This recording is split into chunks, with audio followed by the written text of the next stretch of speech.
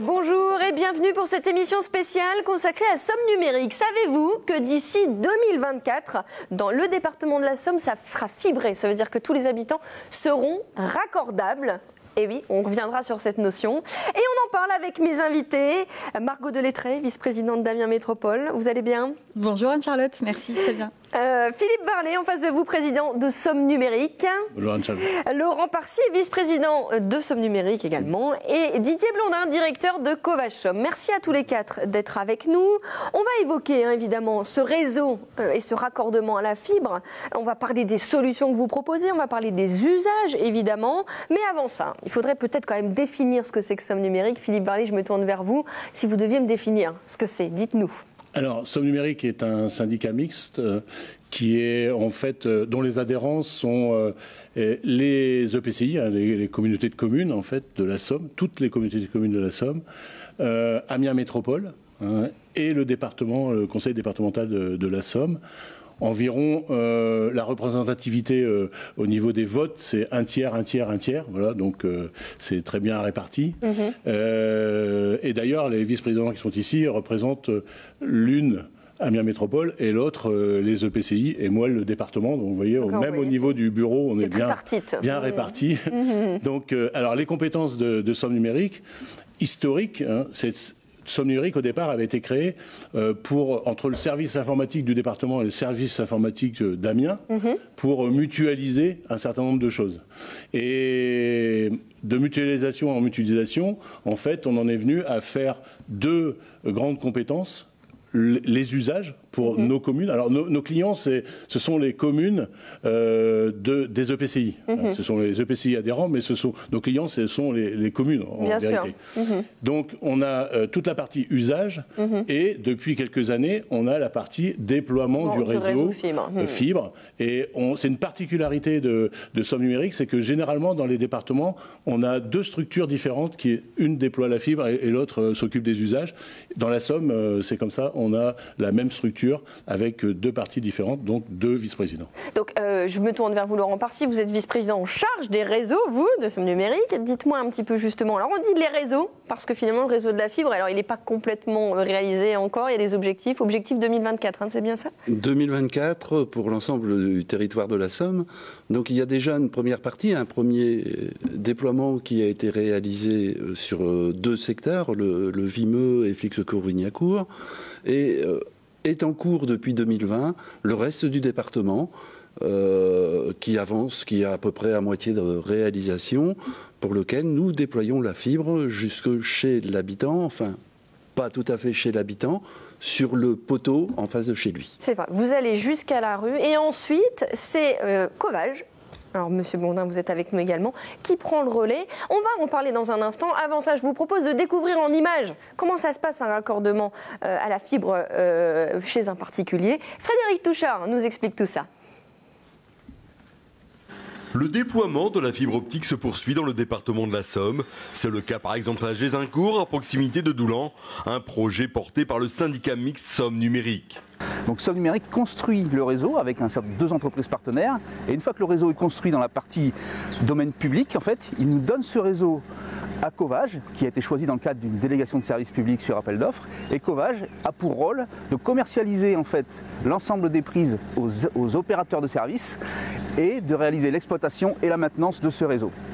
Dans l'émission de Covage, il y a également la construction de la partie finale du réseau, c'est-à-dire les derniers mètres entre le domaine public et l'abonné. Pour effectuer le raccordement, Covage et ses sous-traitants réutilisent l'infrastructure existante. Aujourd'hui, le raccordement est pris en charge. Il y a une période incitative grâce à l'initiative de Somme Numérique. Donc le raccordement est pris en charge. L'abonnement en lui-même ne sera pas forcément plus cher qu'un abonnement ADSL. Il faut se renseigner, les opérateurs proposent beaucoup d'offres commerciales. Bénéficiaire ce jour-là du raccordement, Philippe Quézin attendait avec impatience l'arrivée de la fibre. Pas parce que c'est galère avec la DSL. Et comme on est plusieurs à être connectés en Wi-Fi ici à la maison, il y a des moments où on ne capte rien du tout.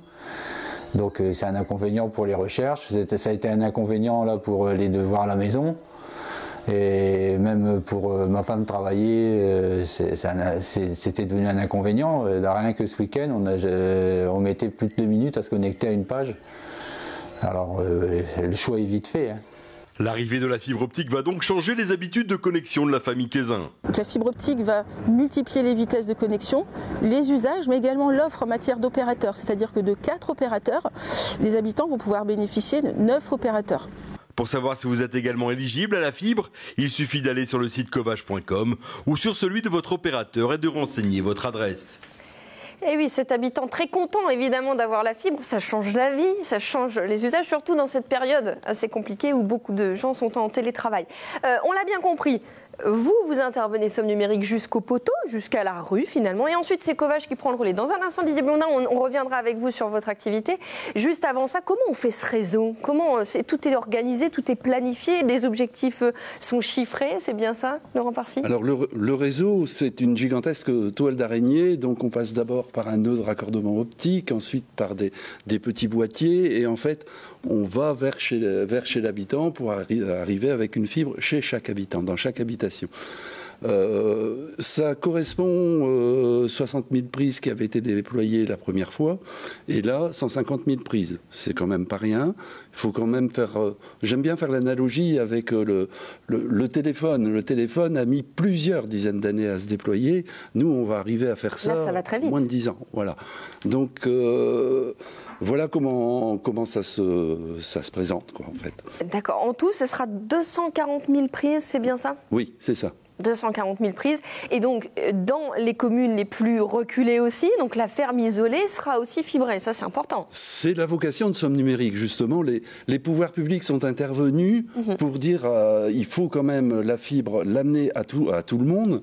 Or, il n'y a pas forcément de rentabilité à tirer 1 kilomètre de fibre pour arriver sur un abonnement. Donc, les pouvoirs publics interviennent à ce niveau-là. Alors, une fois que le réseau est fait, il y a une concession. Et là, c'est Covage qui intervient. Didier Blondin, vous êtes le directeur de Covage Somme. C'est vous qui finalement commercialisez. Alors, expliquez-nous finalement comment ça se passe pour les gens qui nous regardent. Donc, une fois que la construction est achevée sur une zone arrière d'une région donnée, en fait, Somme Numérique nous donne les prises.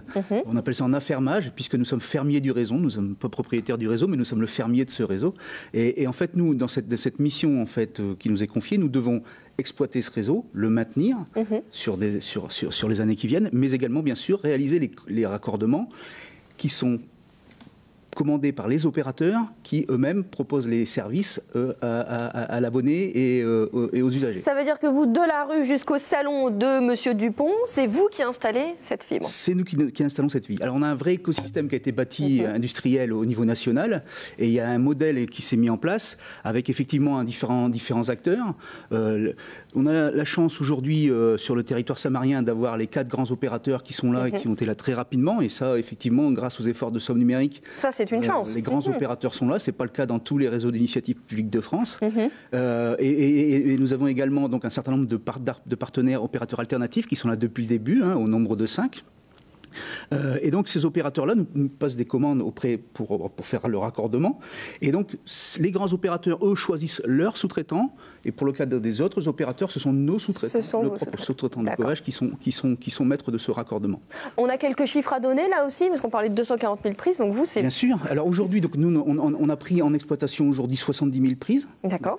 Et aujourd'hui, nous avons près de 27 000 clients déjà raccordés, ce qui fait un taux de pénétration. Le taux de pénétration, c'est le taux d'abonnés par rapport au nombre de prises disponibles de 40%, ce qui est un chiffre intéressant. Il est d'autant plus intéressant qu'il y a une notion économique également, puisque en fait, nous recevons bien sûr les abonnements des opérateurs, et ces abonnements nous servent à payer une redevance à Somme Numérique pour l'usage du réseau, et cette redevance-là, elle permet à Somme Numérique de bien rembourser ses emprunts. C'est ça. C'est vraiment finalement cette redevance que vous touchez qui vous permet en effet de pouvoir assurer à 50% l'investissement. C'est un gros investissement, c'est plusieurs millions d'euros. Tout à fait, c'est près de 250 millions d'euros. En fait, une part, c'est l'État, avec l'aide pour le numérique. On a le département. Le département est le deuxième aidant au niveau financier, parce que le département avait créé des grandes lignes, des grandes fibres traversant le département pour ses collèges. Donc on a récupéré donc ces investissements-là, plus que le département nous donne chaque année. C'est le deuxième investisseur. Ensuite, la région est aussi un investisseur. Et Amiens Métropole, sur le Amiens et la Métropole, nous a confié son réseau qu'il avait construit bien avant que Somme Numérique commence à déployer la fibre. Donc le reste, c'est... alors, il y a les EPCI aussi qui payent à la prise. Eux, c'est un prix à la prise. Et le reste, c'est un emprunt qu'on a fait avec les EPCI. D'ailleurs, on a fait un grand emprunt et qu'on va rembourser sur environ 35-40 ans.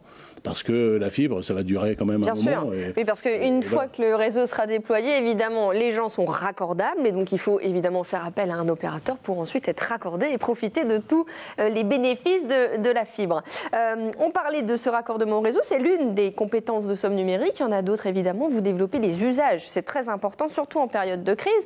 Il y a une initiative que vous lancez. Ça s'appelle la médiation numérique mobile. Finalement, on va voir les habitants des communes rurales pour leur permettre de naviguer, de faire leurs démarches en ligne. Il y a beaucoup de démarches, de plus en plus de démarches qui se font de manière numérique. On découvre tout de suite ce petit reportage. Le département de la Somme, en collaboration avec Somme Numérique, a mis en place un nouveau service de médiation numérique mobile. Son nom, Autonome. C'est un service de médiation numérique, donc d'atelier numérique, au plus proche de l'habitant. C'est-à-dire qu'on a un camion avec une antenne satellite, des ordinateurs et des tablettes. On est tout à fait autonome et on va dans les communes pour prodiguer des ateliers numériques aux personnes qui en ont le besoin. Dans un département touché par l'électronisme, qui peut s'apparenter à l'illettrisme mais pour le numérique, ce service destiné à tout type de population permet de réduire les disparités dans un monde tourné de plus en plus vers la dématérialisation. Donc il y a beaucoup de personnes qui sont éloignées du numérique, qui ne savent pas se servir d'un ordinateur, d'une tablette, ce qui est très embêtant aujourd'hui puisque l'État veut dématérialiser tout ce qui est administration dans les 2 années à venir. Alison Chrétien se rend donc dans les mairies de la Somme ou dans les salles des fêtes afin de faire des animations pour rendre accessible le numérique. C'est ainsi que Patrick est venu en mairie de Méholt pour développer son apprentissage de l'informatique, un apprentissage qui pourrait l'aider dans son avenir professionnel. Ayant des ennuis de santé, il est possible que je sois obligé de demander un arrangement de poste. Et c'est vrai que je peux me retrouver dans un bureau pour aider les secrétaires. Donc savoir utiliser l'ordinateur, c'est important. C'est primordial d'ailleurs. Avec Autonome, Alison Chrétien intervient au quotidien dans tout le département de la Somme, même dans les zones dépourvues de fibre numérique. Le reportage de Frédéric Touchard. Alors là, on le voit bien, c'est une initiative finalement qui marchait très bien en Seine-Maritime. Vous vous êtes dit, on va faire la même chose ici parce que c'était une évidence d'aller dans les petites communes pour ce genre de service. Oui, alors moi, depuis 2015, j'ai instauré cette façon de faire, d'aller voir ce qui se faisait ailleurs. Donc on va voir. Alors pour le déploiement du réseau, c'est un peu différent puisque c'est des marchés qui sont passés, etc. Mais pour tous les usages, il faut avoir un peu une veille technologique et regarder ce qui se fait ailleurs et ce qui pourrait être intéressant pour nos adhérents. Parce que encore une fois, les petites communes ont besoin des mêmes usages que les grandes, mais n'ont pas de services informatiques. Et Somme Numérique est devenue la référence dans le domaine. Ils nous font confiance et il faut qu'on soit digne de cette confiance. Donc on regarde les produits et dans les produits, il y avait la Seine-Maritime qui faisait ce système-là avec un fourgon. Donc on voulait aller tout de suite partout et on va avoir des choses à faire avec l'ensemble des habitants de la Somme qui en ont besoin. C'est une des actions, bien évidemment. Vous en menez d'autres. Quelles sont-elles, ces actions que vous menez auprès des communes, notamment? Alors, dans les usages, il y a plein de choses. Il y a, par exemple, les signatures électroniques, la transmission des actes, donc les délibérations de conseils municipaux à la sous-préfecture ou à la préfecture. Il y a tout ce qui est la partie sauvegarde des données. On a investi l'année dernière dans un data center où ça nous permet de sauvegarder correctement et de façon très sécurisée les données de nos communes ou des EPCI. Et on a la Wi-Fi aussi publique public. On a bientôt la vidéo pas surveillance, mais protection parce qu'on stocke simplement les données. Et quand ça sera possible par la loi, on pourra les stocker dans notre data center, etc., etc. Et on a toujours des nouvelles choses qui arrivent. Et vous êtes challengé par les communes également. Voilà, et puis un site, par exemple, on aide les communes à avoir leur site, on l'héberge aussi en plus.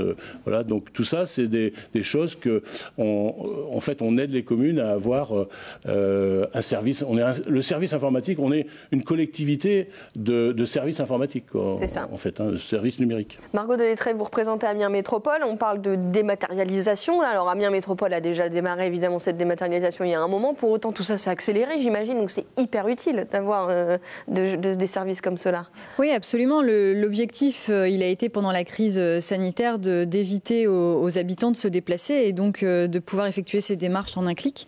Donc effectivement, vous le disiez, Amiens Métropole a mis en place la dématérialisation de ses services publics depuis un moment déjà, depuis les années 2010, donc ça fait déjà un moment. Et cela dit, ça nous a quand même permis d'intensifier l'offre de services disponibles. Par exemple, lorsqu'on a distribué des masques à la population, il fallait réserver des créneaux, on a pu le faire sur Internet. La réservation de livres dans nos bibliothèques, il fallait aussi continuer à faire vivre la culture. Et donc, c'était important aussi de montrer qu'on pouvait, en un clic, réserver son bouquin à la bibliothèque du coin.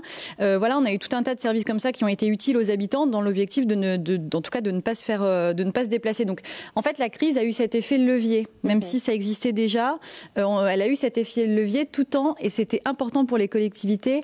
Maintenant, une présence dans nos services. Garder le lien, le contact, qui est quand même très important pour une collectivité. Absolument. Vous parliez de services aux habitants. Il y a une autre initiative que vous avez lancée. Ce sont les espaces numériques de travail. C'est un outil pour toute la communauté éducative, que ce soit les enfants, évidemment les principaux concernés, les parents, mais aussi les professeurs. Je vous propose de regarder tout de suite ce reportage de Frédéric Touchard et on en parle juste après. Depuis 13 ans, le syndicat mixte Somme Numérique a investi le champ de l'éducation en partenariat avec l'éducation nationale à travers le projet de l'espace numérique de travail, un outil pédagogique mis au service des apprentissages. Donc la plateforme de l'ENT permet de mettre en relation les enseignants et leurs élèves. Par exemple, les enseignants peuvent proposer du travail à faire à la maison via ce qu'on appelle des cahiers multimédia ou des blogs. Cette plateforme permet aux enseignants de proposer des exercices, mais elle permet aussi aux élèves de communiquer entre eux. Point de départ, le constat que les résultats des petits Samariens n'étaient pas forcément bons à l'échelle nationale. Des enseignants volontaires ont amorcé la pompe et au fil des ans, l'ENT s'est développé. Je me souviens, la première année, nous avions 29 classes. Aujourd'hui, il y a les 500 écoles quasiment qui sont équipées.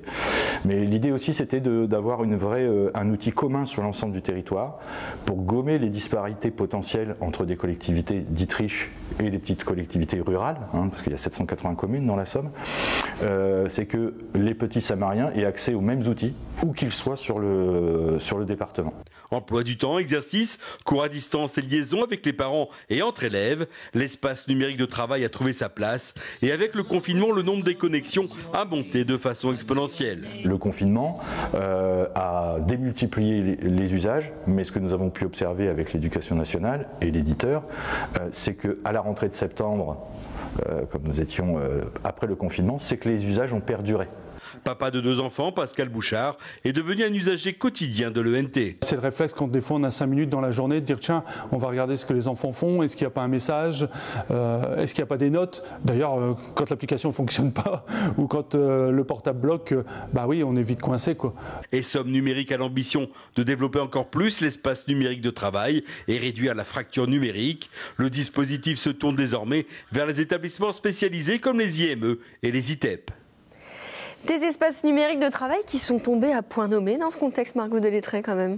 Écoutez, absolument. On a l'habitude, en tout cas lorsqu'il y a une crise, on essaie de s'adapter comme on peut. Et là, on avait un outil en main, clé en main, qui forcément a explosé, et Jérôme le disait dans le reportage, a explosé au niveau de son utilisation. On est passé de 195 000 connexions par mois à 220 000 connexions par jour. Ah, par jour, oui. C'est impressionnant. Voilà. Donc, en tout cas, cette crise a eu pour effet de démontrer l'utilité et la pertinence du numérique éducatif au service des habitants, parce que c'est bien ça, l'ENT. C'est une interface, une boîte à outils pédagogique et non plus uniquement basée sur la communication en tant que telle, mais on est vraiment sur un outil pédagogique au service à la fois du corps enseignant, des enfants, des élèves et des familles.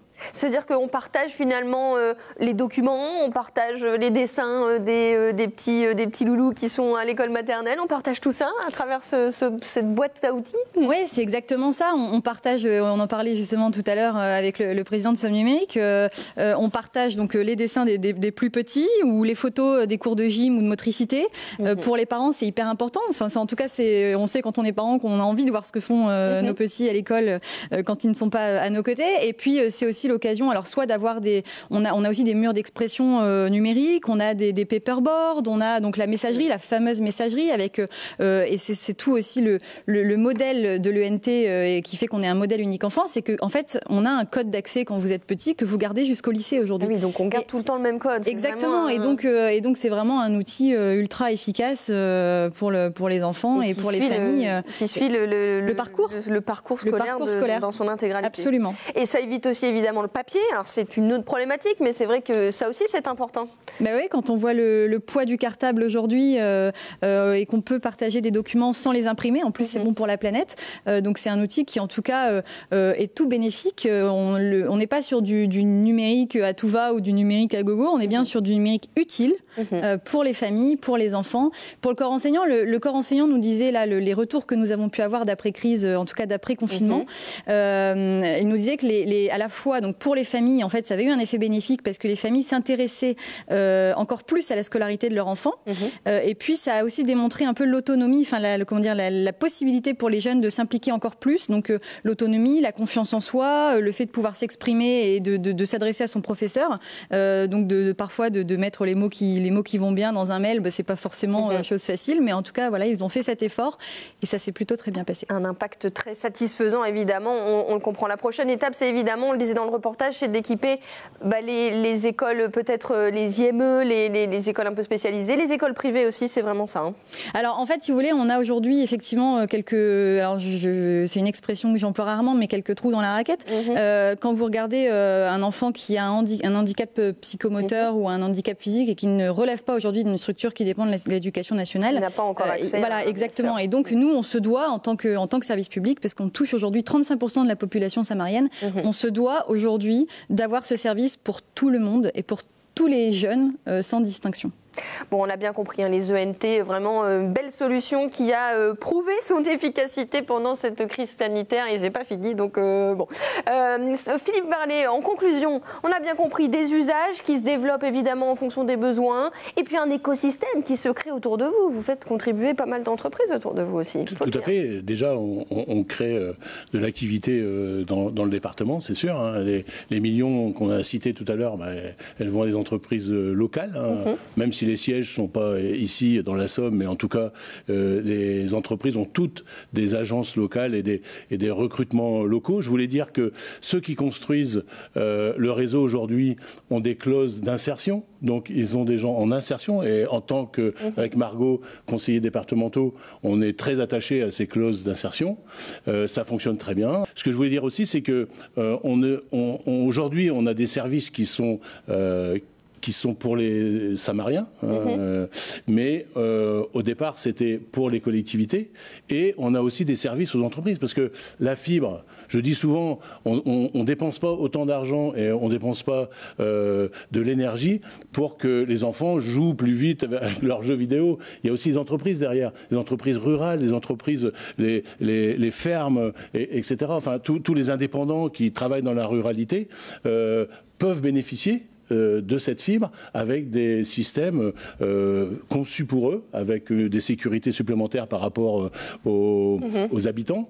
Et ça, c'est important. Ça veut dire que l'activité économique de la Somme va bénéficier de cette montée en débit et de cette fibre qui arrive dans les milieux ruraux, enfin dans les secteurs ruraux. Et ça, c'est vraiment important. On sent bien que ça change la vie. Merci à tous les quatre d'avoir été avec nous. Rendez-vous sur sommenumérique.fr pour recueillir toutes les informations.